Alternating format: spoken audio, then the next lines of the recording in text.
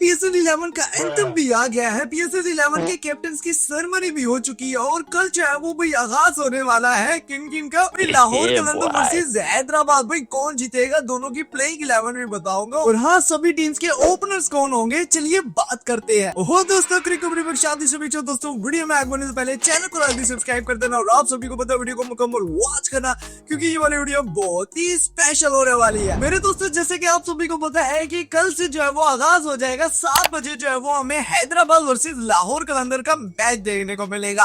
तो सबसे पहले दोनों टीम्स की स्ट्रॉन्ग प्लेइंग के हवाले से बात करते हैं कि भैया किसकी टीम ज्यादा स्ट्रॉन्ग है और कल का मैच कौन जीतने वाला है। तो मेरे दोस्तों सबसे पहले अगर हम लाहौर कलंदर की बात करें और हाँ मेरे दोस्तों इससे पहले भी मैंने प्लेइंग 11 बताई थी लेकिन वो मैंने पूरा स्क्वाड देखकर बताया था क्योंकि यार उसमें से जो कुछ खिलाड़ी हैं वो सभी स्क्वाड में से चले गए हैं और कुछ ने तो इनकार कर दिया है कि भैया हमें इंजरी हो चुकी है हम नहीं आने वाले और कुछ ने तो भाई IPL में जो है वो हिस्सा ले लिया है। तो खैर अब के जो खिलाड़ी हैं जो मौजूदा हैं उनको नजर रखते हुए मैंने जो प्लेइंग 11 बनाई है लाहौर कलंदर की। सबसे पहले जो ओपनर्स होंगे वो आपके सामने है फखर जमान और हमारा मोहम्मद नईम और उसके बाद वन डाउन आएंगे हमारे पास अब्दुल्ला शफीक, फिर आएंगे हमारे पास हसीबुल आजाद, फिर आ जाएंगे हमारे पास सिकंदर रजा, फिर आ जाएंगे हमारे पास रॉबिन अरबन, फिर आएंगे हमारे पास परवेज हुसैन, फिर आ जाएंगे हमारे पास शाहीन अफरीदी, उसके बाद हारिस रऊफ, फिर मुस्तफिजुर रहमान, फिर उसामा अमीर, आखिर में हमारे पास आ जाएंगे शहाब खान। तो मेरे दोस्तों ये जो मैंने स्ट्रॉन्ग प्लेइंग 11 बनाई है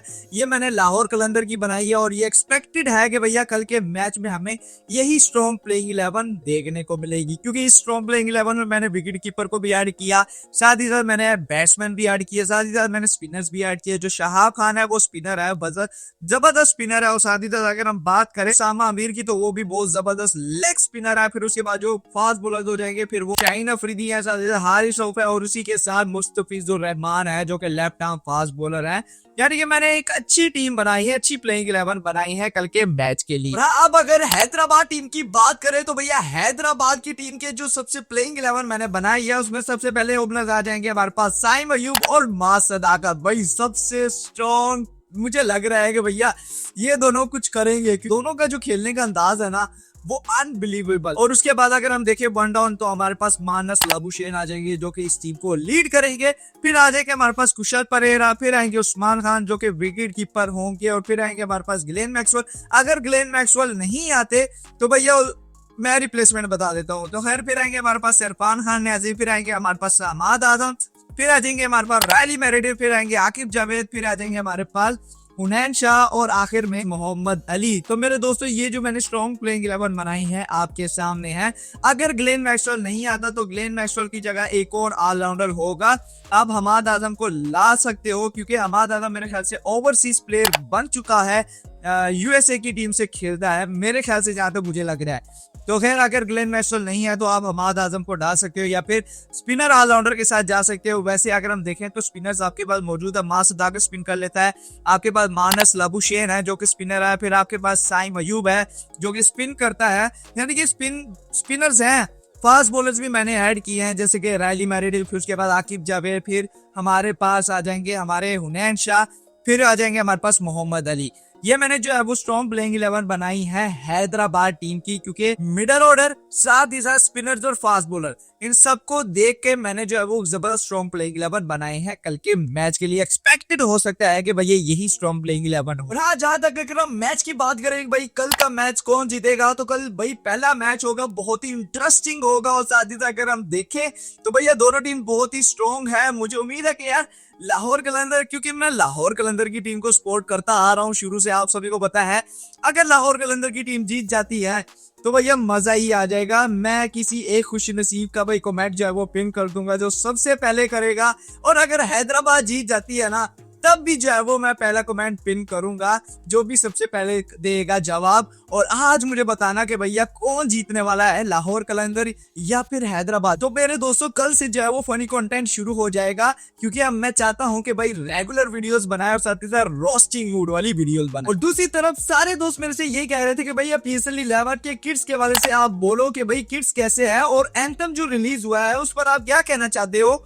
और हाँ मेरे दोस्तों जो आज कैप्टन सेरेमनी हुई है इस हवाले से भी बात करो। तो सबसे पहले आज अगर हम कैप्टन सेरेमनी की बात करें तो मेरे दोस्तों कैप्टन सेरेमनी जो थी वो अनप्रोफेशनल थी क्योंकि जिस पे बिठाया था ऐसे लग रहा था कि भाई शादी हो रही है और शादी हाल में जो है वो एक फट्टा सा रखा था और उसपे कुर्सियां रखी थी और उसपे जो है वो माइक्स वगैरह रख के कैप्टन को बिठा दिया है।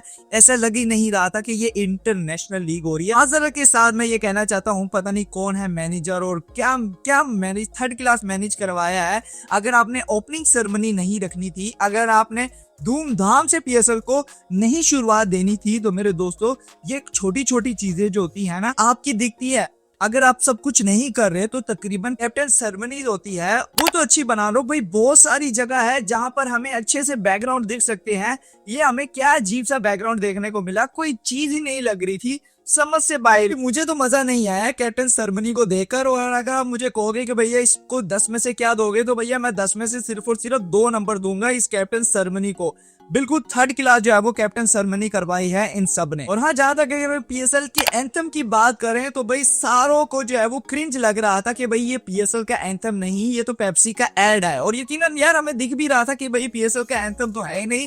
भाई जो पहले पीएसएल के एंथम्स होते थे ना, जैसे फवाद खान ने जबरदस्त एंथम बनाया था पीएसएल वालों के लिए, और साथ ही साथ जो दूसरे रैपर्स थे, भाई मजा ही आ जाता था, ठीक है। लेकिन आज का जो हम देखे तो भैया ये क्या रिलीज हुआ है, यकीन करो समझ से बाहर है। और जहां तक अगर मैं अपनी राय दूं तो भाई सीन ये होना चाहिए था कि आतिफ असलम को एंथम की शुरुआत देनी चाहिए थी पीएसएल की, और साथ ही साथ वो ही बरकरार रखते।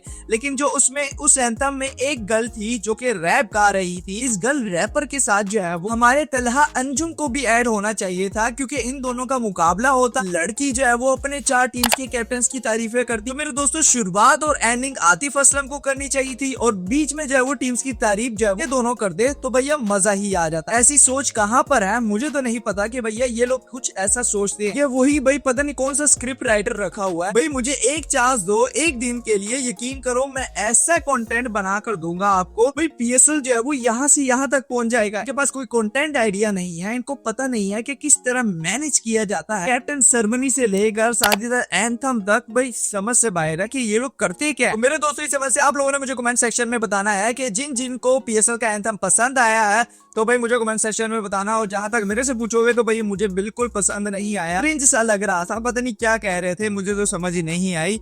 आगे आप लोगों ने कमेंट सेक्शन में लाजमी बताना। और अब सबसे इंपॉर्टेंट चैप्टर कि भैया पीएसएल 11 के सभी टीम्स के ओपनर पेयर्स क्या होंगे। चलिए मैं आपको सारी टीम्स के ओपनर पेयर बताता हूँ। मेरे दोस्तों सबसे पहले अगर हम पेशावर ज़ल्मी की बात करें तो पेशावर ज़ल्मी के जो मैंने ओपनर पेयर्स बनाए हैं वो है भाई जेम विंस और साथ ही साथ बाबर आजम। जेम विंस का थोड़ा मसला बना हुआ है, वो दुबई में ही फंसे हुए हैं, और पेशावर ज़ल्मी वाले पूरी कोशिश कर रहे हैं कि वो चैटेड जेट भेजे और वहां से लेकर आए हमारे जेम विंस को पेशावर ज़ल्मी के लिए। अगर जेम विंस नहीं आते तो भैया जेम विंस की जगह जो है वो मोहम्मद हारिस जो है वो ओपनिंग करेंगे। तो खैर बाबर आजम के साथ मोहम्मद हारिस हो जाएंगे। और अगर हम पिंडी की बात करें तो भाई पिंडी के जो है वो मोहम्मद रिजवान ओपनिंग बल्लेबाज होंगे और यासिर अली ओपनिंग बल्लेबाज होंगे, क्योंकि जो जैक मैगर फ्रेजर जो थे वो भैया चले गए हैं, तो उसकी जगह पर ये ओपनर होंगे। साथ ही साथ अगर हम लाहौर कलंदर की बात करें तो भाई लाहौर कलंदर के मोहम्मद नईम और फखर जमान ये दोनों ही ओपनर होंगे। और अगर हम हैदराबाद की बात करें तो भैया साइम अयूब और हमारे मार्सेद आकत, तो ये दोनों ओपनर बन रहे हैं। और अगर हम कराची कीज की बात करें तो भैया पूरी टीम में से जो 2 ओपनर मुझे लग रहे हैं वो है डेविड वार्नर और साथ ही साथ रीजा हेंड्रिक्स, क्योंकि जोसन चार्ल्स जो है वो चले गए हैं, तो जोसन चार्ल्स की जगह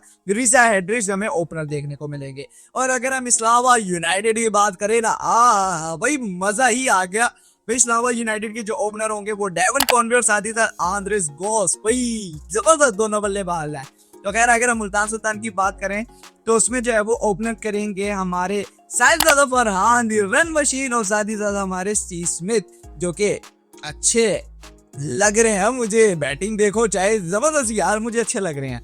तो खैर अगर हम कोयटा ग्लैडिएटर की बात करें तो उसमें जो है वो साउथ शकील ओपनिंग करेंगे और साउथ शकील के साथ हमारा ख्वाजा नाफिज जो है वो ओपनिंग करते हुए नजर आ रहे हैं। तो ये सभी टीम्स के ओपनिंग पेयर्स हैं जो बताना बहुत ही जरूरी था आपको। खैर दोस्तों मुझे उम्मीद है कि यार आपको आज की वीडियो बहुत ही अच्छी लगी होगी और आप लोगों ने बहुत ही एंजॉय किया होगा। लंबी वीडियो थी थोड़ी, लेकिन सब कुछ मैंने आपको बता दिया है। और हाँ, अगर आप आखिर तक आ चुके हो तो भैया वीडियो को लाइक कर देना, चैनल को सब्सक्राइब कर देना। मैं नेक्स्ट वीडियो में हम किसी और टॉपिक से बात करेंगे। मैच के बाद हम एक अच्छी सी वीडियो बनाएंगे जो आपको बहुत ही अच्छी लगेगी। अपना खेलो को दोस्तों, मेरे भी खेलो। ओके, अल्लाह हाफिज।